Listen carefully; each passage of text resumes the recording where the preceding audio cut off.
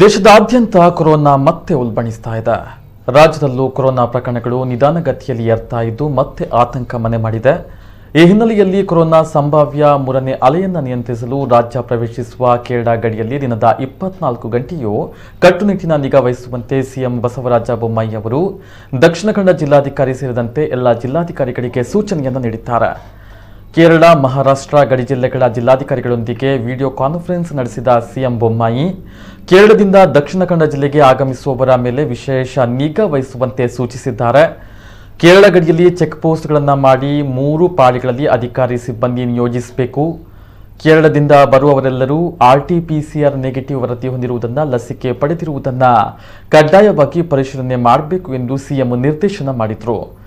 ಜಿಲ್ಲೆಯಲ್ಲಿರುವ ಎಲ್ಲಾ ಕಾಲೇಜುಗಳು, ಹಾಸ್ಟೆಲ್ಗಳಲ್ಲಿ ಇರುವಂತಹ ಎಲ್ಲಾ ವಿದ್ಯಾರ್ಥಿಗಳನ್ನು RT-PCR ತಪಾಸಣೆಗೆ ಒಳಪಡಿಸಬೇಕು. ಕೇರಳದಿಂದ ಬರುವವರು 7 ದಿನಗಳ ಕಾಲ ಕ್ವಾರಂಟೈನ್ ಆಗಬೇಕು. ಶಾಲಾ ಕಾಲೇಜುಗಳಲ್ಲಿ ಭೌತಿಕ ಅಂತರ ಕಡ್ಡಾಯವಾಗಿ ಪಾಲನೆ ಮಾಡುವಂತೆ ನೋಡಿಕೊಳ್ಳಬೇಕೆಂದು ನಿರ್ದೇಶನವನ್ನು ನೀಡಿದರು. ಕೊರೋನಾ ಹೊಸ ರೂಪಾಂತರಿ ವೈರಸ್ ಹರಡುವ ಆತಂಕದ ಹಿನ್ನೆಲೆಯಲ್ಲಿ ಮಂಗಳೂರು ಜಿಲ್ಲಾಡಳಿತ ನಿರ್ಧಾರವನ್ನು ಮಾಡಿದೆ. ಆಫ್ರಿಕಾ ಮತ್ತು ಇತರ ಕೆಂಪು ಪಟ್ಟಿಯಲ್ಲಿರುವ ದೇಶಗಳಿಂದ ಆಗಮಿಸುವ ಪ್ರಯಾಣಿಕರ RT-PCR ಪರೀಕ್ಷೆಯನ್ನು ಮಾಡಿಸಿ 7 ದಿನಗಳ ಕ್ವಾರಂಟೈನ್ ವಿಧಿಸಲಾಗುವುದು ಎಂದು ಜಿಲ್ಲಾಧಿಕಾರಿ ಡಾಕ್ಟರ್ ರಾಜೇಂದ್ರ KV ಮಾಹಿತಿಯನ್ನು ನೀಡಿದ್ದಾರೆ.